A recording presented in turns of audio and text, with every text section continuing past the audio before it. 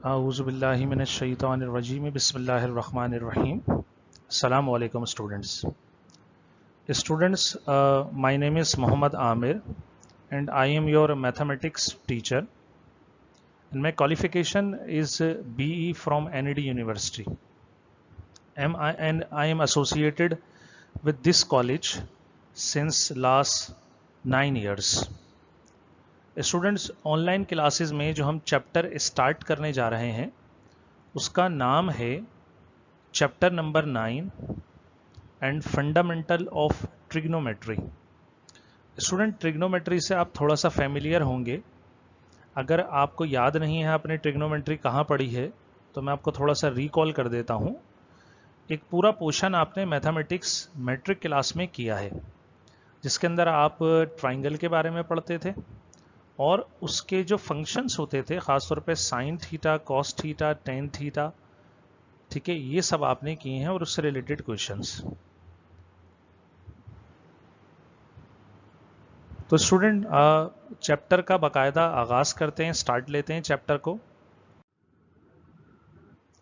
और सबसे पहले ये समझेंगे एक्सरसाइज 9.1 में कि ट्रिग्नोमेट्री क्या है। तो स्टूडेंट, कुछ पहले हम टर्म्स को ठीक है एक्सप्लेन करेंगे और उसकी एक्सप्लेनेशन और डेफिनेशंस के बाद फिर हम प्रॉपर एक्सरसाइज को स्टार्ट करेंगे with the help of derived formulas. तो स्टूडेंट, ट्रिग्नोमेट्री क्या है? The branch of mathematics dealing with the relations of the sides and angles of triangles and with the relevant function of any angles. मतलब student, बहुत आसान सी बात है कि ये मैथमेटिक्स की क्या है, ब्रांच है। स्टूडेंट, ये जो वर्ड लिखा जाता है ब्रांच ऑफ मैथमेटिक्स, या आपने बहुत पढ़ा होगा लिखा जाता है ब्रांच ऑफ साइंस, ठीक है। तो trigonometry actually branch of mathematics है जो क्या डील करती है स्टूडेंट? डील करती है, ठीक है, किसको? रिलेशनशिप्स को। किस किस के रिलेशनशिप को? Side and angle of triangle, ठीक है। ट्राइंगल आपने देखी होगी कोई भी, अगर नहीं देखी तो आपने ज़रूर अपने घर की एंट्रेंस को देखा होगा। अगर आप घर में इंटर हों तो हमारे घर के अंदर स्टेयर होती हैं, ठीक है, ये स्टेयर्स हैं।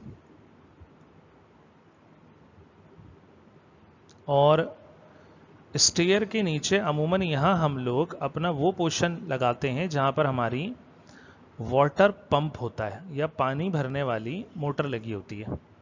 स्टूडेंट, ये हिस्सा हमारे सबके घर में होता है। अगर आप इसको गौर से देखें, जो मैंने बनाया है, दोबारा बनाता हूं, ये हिस्सा एक ट्राइंगल की शेप का होता है और इस ट्राइंगल को आपने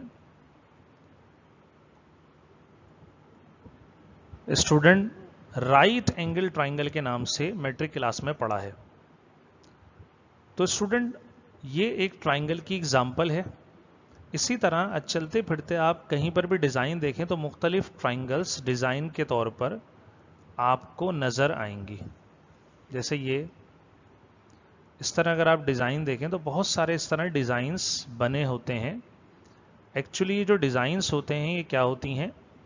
गौर से देखें तो ये ट्राइंगल्स हैं, एक ट्राइंगल, 2, 3 और 4, इस तरह डिफरेंट शेप्स के अंदर, ठीक है।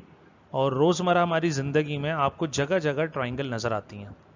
अब एक्चुअली ट्राइंगल क्या है? ट्राइंगल की 3 साइड्स होती हैं और 3 एंगल होते हैं, और जहाँ पर ये साइड्स एक दूसरे को इंटरसेक्ट करती हैं, मतलब कि अगर मैं कोई ट्राइंगल बना रहा हूँ तो मेरे पास इस ट्राइंगल का नाम है ए, बी एंड सी, और मैं कह सकता हूँ ये ए, बी, सी इसके कॉर्नर्स हैं।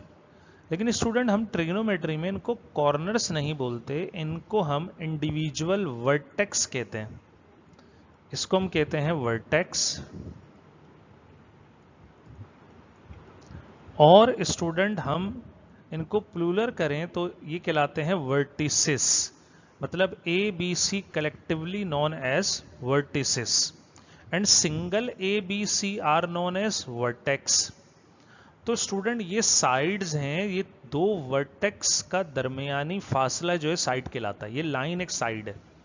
जैसे ए टू बी एक साइड है, बी टू सी एक साइड है और ए टू सी भी एक साइड है, और जहां ये वर्टेक्स ज्वाइन होते हैं या जहां ये वर्टेक्स होता है वहां पर दो साइड्स का यूनियन बनता है या इंटरसेक्शन होता है और वहां पर एक एंगल फॉर्म हो जाता है। तो इस तरह एक ट्राइंगल में तीन एंगल और तीन साइड्स होते हैं। अगर हम इनका नाम रखें तो this is known as alpha, this angle is beta and this angle is gamma. तो अल्फा बीटा गामा तीन एंगल है, तीन साइडें, इनका रिलेशन की study and with the relevant function of an angle, any angle, ठीक है। मतलब कि साइड और एंगल की स्टडी रिलेशन किसके साथ, किसी भी एंगल के फंक्शन के साथ क्या कहलाती है, ट्रिग्नोमेट्री कहलाती है। अब स्टूडेंट ये जो वर्ड ट्रिग्नोमेट्री है ये कहां से आया है, इसका ओरिजिन क्या है वो समझ लेते हैं। तो student trigonometry, introduction to trigonometry में द वर्ड ट्राइगोनोमेट्री, अब मैं ऐसे पढ़ रहा हूं इसको, ट्राइगोनोमेट्री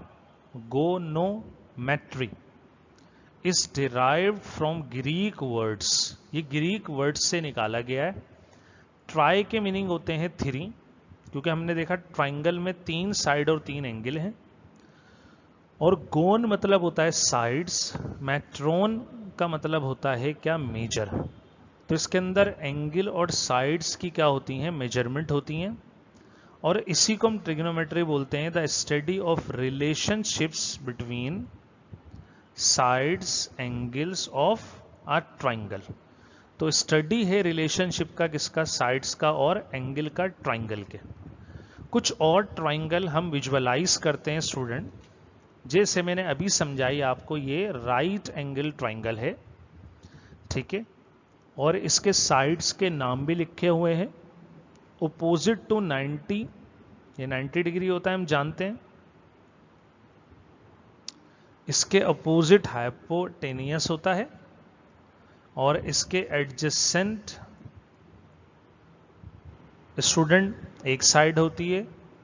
इस एंगल के, थीटा एंगल के एडजेसेंट एक साइड होती है, ये बेस कहलाता है, और थीटा के अपोजिट वाली साइड ये परपेंडिकुलर कहलाती है।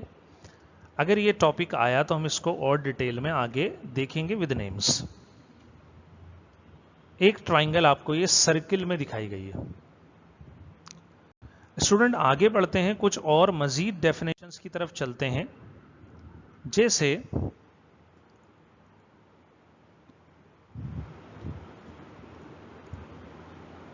One degree. अब स्टूडेंट 1 डिग्री क्या है या डिग्री क्या है, तो स्टूडेंट डिग्री जो है वो डिग्री जो है ये एंगल की यूनिट है, ठीक। अब अगर किसी भी यूनिट की डेफिनेशन करनी होती है तो हम 1 के लिए करते हैं। तो अब हमें ये पता होना चाहिए कि 1 डिग्री एंगल कितना होता है, तो हम इसकी डेफिनेशन समझने जा रहे हैं। तो डेफिनेशन क्या है, a complete revolution is a measure of an arc of a circle equal to its circumference. पहले हम इतना समझ लेते हैं, ये जो कहा गया है, a complete revolution is a measure of an arc of a circle equal to its circumference, ये क्या है। स्टूडेंट अगर हम सर्किल ड्रॉ करें तो ये हमारे पास सर्किल है, ठीक है, और ये क्या है, इसका सेंटर है। अब कहा कि इस सर्किल का एक रेवोल्यूशन लगाएं तो स्टूडेंट ये रेडियस होता है। एक रेवोल्यूशन का मतलब एक चक्कर। जैसे सपोज कीजिए कि कोई भी चीज यहां मौजूद है, इसको मैं पॉइंट P बोल देता हूं, और अगर एक कंप्लीट रेवोल्यूशन ये बॉडी है या पार्टिकल है ये कंप्लीट करता है, तो मतलब ये होगा ये P से चलेगा और पूरा घूमने के बाद कहां आ जाएगा, दोबारा P पर, और P पर आने के बाद ये कोई डिस्टेंस कवर करेगा। एक चक्कर स्टूडेंट क्या हो जाएगा, या एक साइकिल, एक रेवोल्यूशन पूरा होगा। अब अगर स्टूडेंट आपसे सवाल किया जाए कि बॉडी ने डिस्टेंस कितना कवर किया जब उसने P से घूमकर P पर आया, तो थोड़ा सा मुश्किल होता है समझने में। क्यों? क्योंकि जब हम ये बोलते हैं कि एक बॉडी स्ट्रेट लाइन पर चल रही है, जैसे पॉइंट ए से चली और पॉइंट बी पर पहुंच गई, और किसी से पूछा जाए कि कितना डिस्टेंस कवर हुआ, तो आसान होता है ये बताना। लेकिन अगर सर्किल हो तो थोड़े से स्टूडेंट कंफ्यूज हो जाते हैं कि सर्किल को मेजर कैसे किया जाए। ठीक, मतलब इसको तो मेजर कर सकते हैं, हम स्केल लगा देंगे, टेप लगाएंगे, और टेप या स्केल की हेल्प से हम डिस्टेंस को क्या कर लेंगे, यहां पर लाइंस होंगी और ये डिस्टेंस क्या हो जाएगा, मेजर हो जाएगा। लेकिन इस गोलाई में, इस सर्कुलर पाथ के ऊपर हम स्केल को कैसे राउंड करें? तो स्टूडेंट हो सकता है ये भी, बस अभी समझना ये है कि जैसे ये स्ट्रेट लाइन का एक डिस्टेंस कहलाता है, इसी तरह इस गोलाई को, इस सर्कुलर पाथ को हम बोलते हैं, जो यहां लिखा सरकमफेरेंस। अब स्टूडेंट ये सरकमफेरेंस डिपेंड करता है रेडियस पर। मतलब अगर सर्किल छोटा है तो उसका रेडियस कम है, सर्किल बड़ा है तो रेडियस ज्यादा हो जाएगा, सर्किल और बड़ा है तो रेडियस और ज्यादा हो जाएगा। इसका मतलब ये गोलाई या सर्कुलर पाथ जो है स्टूडेंट रिलेट करेगा रेडियस से, और इस सरकमफेरेंस का फॉर्मूला होता है 2 पाई आर। कितना होता है स्टूडेंट? 2 pi are. तो पहली लाइन में ये कहा गया है कि जब कोई भी चीज, ठीक है, आर्क पर एक साइकिल या रेवोल्यूशन पूरा करती है तो वो कितना डिस्टेंस कवर करती है? सरकमफेरेंस के बराबर। अब स्टूडेंट एंगल भी बनता है। एंगल कैसे बनता है? जैसे स्टूडेंट अगर मैं आपको एंगल समझाना चाहूं कि आप सर्कुलर पाथ पर जब कोई बॉडी अपना एक साइकिल पूरा करेगी तो उसका एंगल फॉर्म होगा। कैसे होगा अभी समझाते हैं आपको। तो स्टूडेंट अगर मैं दोबारा से एक सर्किल ड्रॉ करूं, ये मैंने सर्किल ड्रॉ कर लिया, तो गौर कीजिए, अगर बॉडी यहां पर थी, ये सर्किल का रेडियस आर है, अगर बॉडी यहां थी पॉइंट पी पर और कुछ डिस्टेंस कवर करके यहां पहुंची क्यू पर, तो गौर कीजिए क्या सेंटर के साथ एंगल नहीं बना थीटा? बिल्कुल बना। तो जब सर्कुलर पाथ पे बॉडी मूव करती है तो एंगल भी फॉर्म होता है।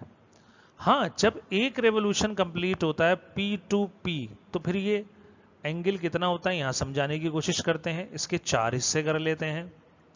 अगर आप गौर करें, अगर बॉडी P पॉइंट से A पॉइंट पर आती है तो एंगल बना सेंटर से 90 डिग्री, फिर A से B पर आती है तो एंगल बना दोबारा 90 डिग्री, फिर C पॉइंट पर आती है फिर दोबारा 90 डिग्री, और फिर C से P पर पहुंचती है, साइकिल पूरा हुआ और फिर 90 डिग्री। तो स्टूडेंट अगर इन सारे 90s को ऐड करेंगे तो 4 टाइम्स 90 आ रहा है, तो टोटल एंगल थीटा कितना होगा? फॉर 1 रेवोल्यूशन ये होगा 360 डिग्रीज में।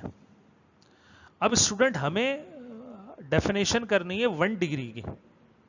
1 डिग्री मतलब कि इसका जो 360 है इसका एक हिस्सा, ठीक है। जैसे मैं आपको थोड़ा और समझाऊं, हमारे पास एक स्केल होता है, ठीक है, जिससे आप लाइन वगैरह ड्रॉ करते हैं, उसके अंदर कुछ इस तरह रीडिंग्स लिखी होती हैं 0 1 2 3, सपोज करें 4 तक है, ये सेंटीमीटर में 4 तक है। अगर मैं आपसे पूछूं कि आप इसका मिनिमम, ठीक है, मेजर बताएं सेंटीमीटर में, तो स्टूडेंट इन 0 और 1 के बीच में 10 लाइंस और होती हैं, ठीक है। अगर मैं आपसे पूछूं मिनिमम कितना मेजर होगा इस पे, तो आप बोलेंगे सर इस पर 0.1 सेंटीमीटर मेजर होगा, मिनिमम इससे कम नहीं होगा। इसी तरह अगर आपने डी देखा हो स्टूडेंट, जो ज्योमेट्री में डी यूज होता है, उस डी के अंदर भी एंगल 0 से लेकर 180 तक होता है। और गौर कीजिए तो हाफ सर्किल है ये, अगर मैं नीचे भी एक डी रख दूं तो पूरा सर्किल हो जाएगा।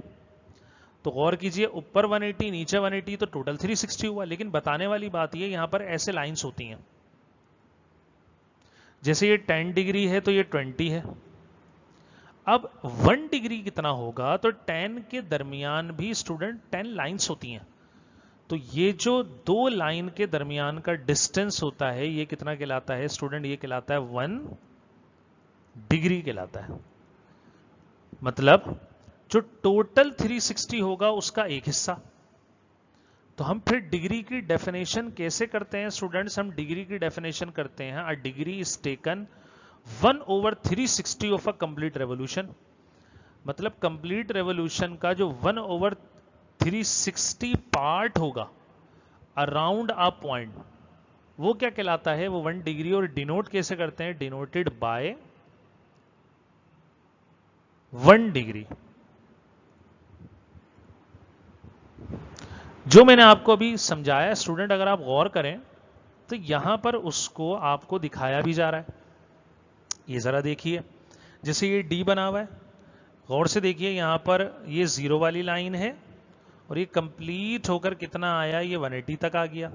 ये हाफ सर्किल है स्टूडेंट। तो गौर करिए स्टूडेंट, क्या यहाँ बीच में 10 तक 10 स्मॉल लाइन से जो यहाँ पर बड़ा करके जूम करके इस डायग्राम में दिखाई गई है, ये जो दो लाइन का डिस्टेंस है ये क्या कहलाएगा? ये 1 डिग्री कहलाएगा स्टूडेंट। तो 1 डिग्री दरअसल पूरे 360 का एक हिस्सा होता है। आगे बढ़ते हैं स्टूडेंट। आगे एक और यूनिट पढ़ी जाती है जो हमारे क्वेश्चंस में बहुत ज्यादा आएगी, वो है 1 मिनट। अब ये 1 मिनट क्या है स्टूडेंट? जैसे 1 डिग्री हमने समझा, हम दोबारा इसको यहां देखते हैं। जैसे सपोज कीजिए एंगल का 1 डिग्री बड़ा करके दिखा रहा हूं, ये 1 डिग्री है, ये पूरा हिस्सा है, ये एंगल है कितना? 1 डिग्री है। अब स्टूडेंट अगर इसके भी मजीद पार्ट कर दिए जाएं, मजीद इसके, जैसे मैं काट रहा हूं इसको, और कितने किए जाएं? इसके 60 पार्ट कर दिए जाएं मजीद, तो जो 60th पार्ट होगा 1 डिग्री का वो क्या कहलाएगा? 1 मिनट कहलाएगा। मतलब अगर ये पूरा यहां से यहां तक ये 1 डिग्री का एंगल है, तो इसका जो 60th पार्ट होगा, 60वां हिस्सा, वो कहलाएगा क्या? 1 मिनट। ठीक। अब पार्ट कैसे लिखते हैं? जैसे सपोज कीजिए स्टूडेंट, एक बहुत कॉमन सी एग्जांपल देता हूं पार्ट लिखने की, अगर आप इसको नहीं समझ पा रहे। जैसे सपोज कीजिए आपके घर में केक आया। अब इस केक के करने हैं हिस्से 4। केक कितना है स्टूडेंट? 1 है। केक का अमाउंट 1 है। अब इसके आपको पार्ट करने हैं कितने? 4। मतलब फैमिली मेंबर 4 है। तो आप इक्वली करने हैं, तो कैसे करेंगे आप? कुछ इस तरह करेंगे। अगर मैं कहूं इस पूरे एक केक के 4 हिस्से हो गए, तो इसका एक पार्ट मैथमेटिकली लिख के दिखाइए। तो स्टूडेंट ये 1 था। ये वाला जो पोर्शन है, मैं इसका कलर चेंज करता हूं, देखिए ये यहां से यहां तक का जो मैंने ब्लू करा है, ये वाला पोर्शन कितना कहलाएगा? अगर ये पूरा 1 है तो ये कहलाएगा 1/4। मतलब इस एक का कौन सा हिस्सा? चौथा हिस्सा। ठीक है। इसी तरह ये भी क्या कहलाएगा? 1/4। ये भी क्या कहलाएगा? 1/4। ये भी क्या कहलाएगा? 1/4। अगर आप ये सारे हिस्से जमा करेंगे, ऐड करेंगे, तो 1 के इक्वल आएगा। ठीक है। मतलब जिसका पार्ट कर रहे होते हैं और जितने पार्ट करते हैं, अगर आप इसके 3 पार्ट्स कर देते हैं,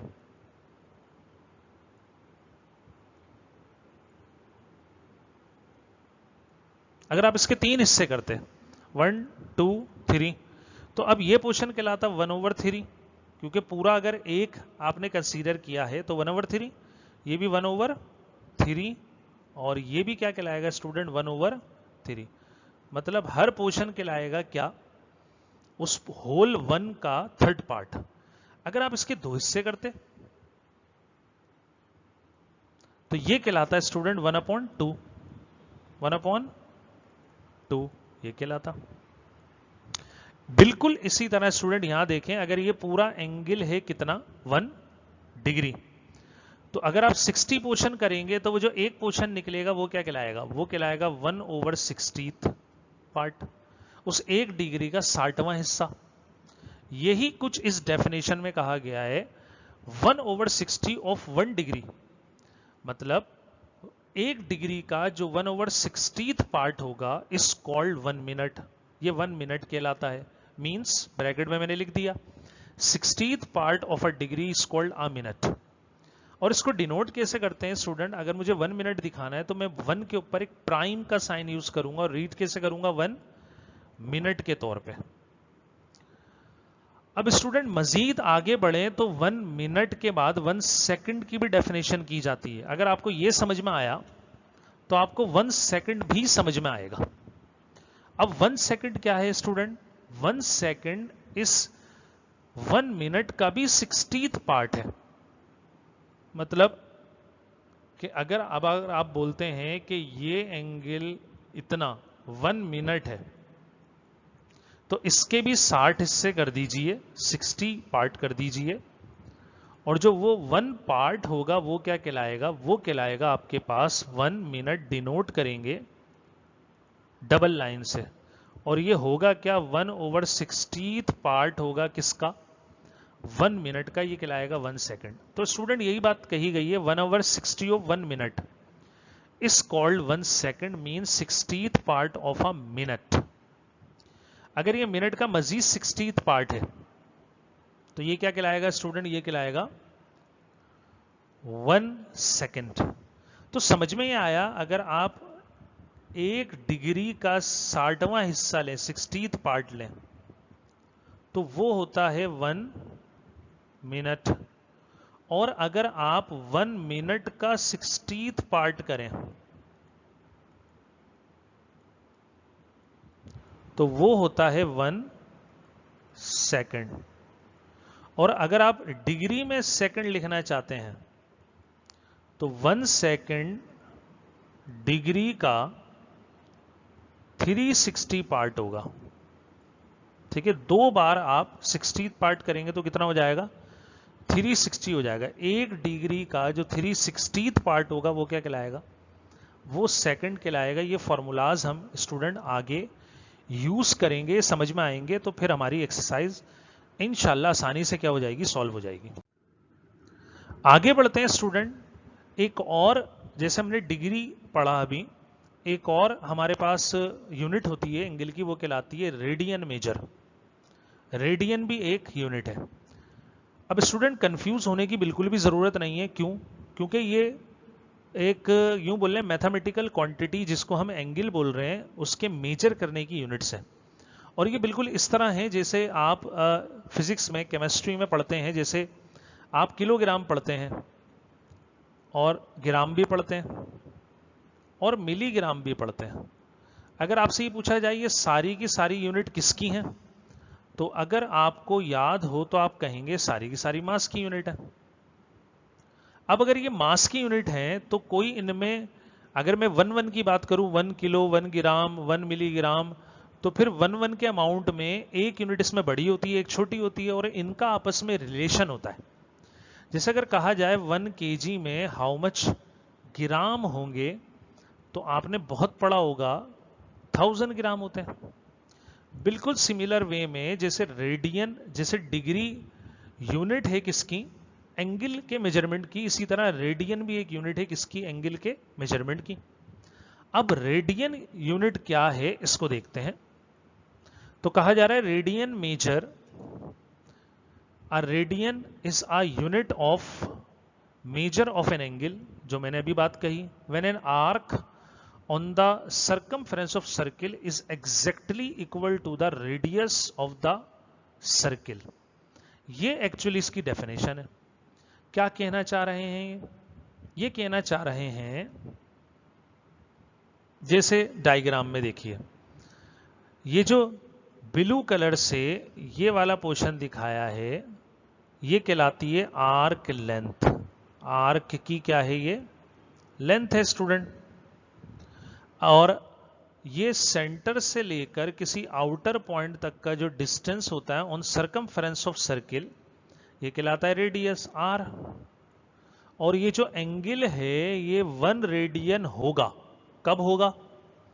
कहा जा रहा है अगर ये आर्क लेंथ, इसको समझिए, अगर आर्क लेंथ जो सर्किल पे बनाई गई है ये वाली, ये एग्जैक्टली इतनी बड़ी हो जाए जितना रेडियस है। सपोज कीजिए इसका रेडियस है 5 सेंटीमीटर और आर्क लेंथ एस बोल देते हैं, इसको एस से ही डिनोट करते हैं। ये भी कितना हो जाए 5 सेंटीमीटर। तो आर्क लेंथ भी 5 हो गया, रेडियस भी 5 हो गया। जैसे ही इक्वल होंगे तो सेंटर पर जो भी एंगल फॉर्म होगा वो क्या कहलाएगा स्टूडेंट? वो कहलाएगा 1 रेडियन कहलाएगा। मतलब 1 रेडियन एंगल कब बनता है किसी सर्किल में?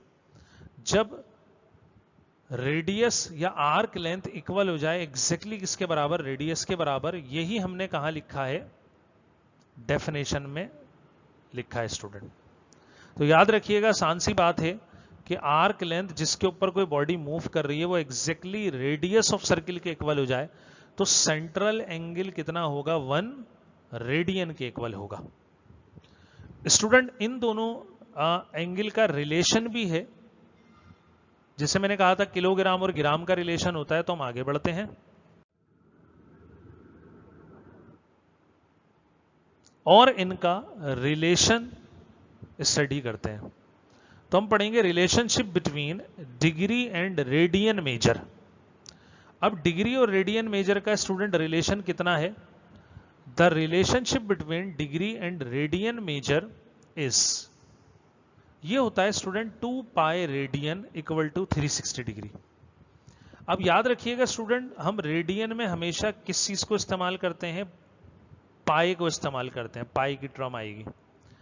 2 पाई रेडियन 360 डिग्री होता है। अगर मैं 1 रेडियन या 1 डिग्री कैलकुलेट करूं तो स्टूडेंट 2 पाई यहां मल्टीप्लाई हो रहा था लेफ्ट साइड पे, राइट साइड पे मैंने क्या करवा दिया? इसको यहां डिवाइड करवाया। तो 1 रेडियन इक्वल आएगा 360 डिग्री डिवाइडेड बाय 2 पाई। और अगर 1 रेडियन कैलकुलेट करना हो तो स्टूडेंट इसको कर सकते हैं। यहां पर 360 अपनी जगह पर रहेगा और 2 अपनी जगह पर। पाई की वैल्यू आपने पढ़ी होगी स्टूडेंट 3.142, ये इसकी वैल्यू है जो मैंने यहां दिखाई है। जब आप 360 को इससे डिवाइड करेंगे तो कितना आएगा? 57.3 डिग्री। मतलब 1 रेडियन बराबर होता है 57.3 डिग्री, ऐसे भी लिख सकते हैं। और इसको स्टूडेंट, ठीक है, तो हमें पता लगा कि 2 पाई रेडियन जो होता है वो 360 होता है, या 1 डिग्री जो होता है स्टूडेंट वो कितना होता है? 360 के बराबर होता है, 57.3 डिग्री के बराबर होता है। तो स्टूडेंट नेक्स्ट क्लास में इंशाल्लाह हम प्रॉपर एक्सरसाइज शुरू करेंगे। पहला और दूसरा जो क्वेश्चन है हमारा वो इसी से रिलेट करता है। तो आज के लिए आप इतना ही रखिए, अपना ख्याल रखिएगा, दुआओं में याद रखिएगा। अस्सलाम वालेकुम वरहमतुल्लाहि वबरकातुहू। अल्लाह हाफिज स्टूडेंट्स।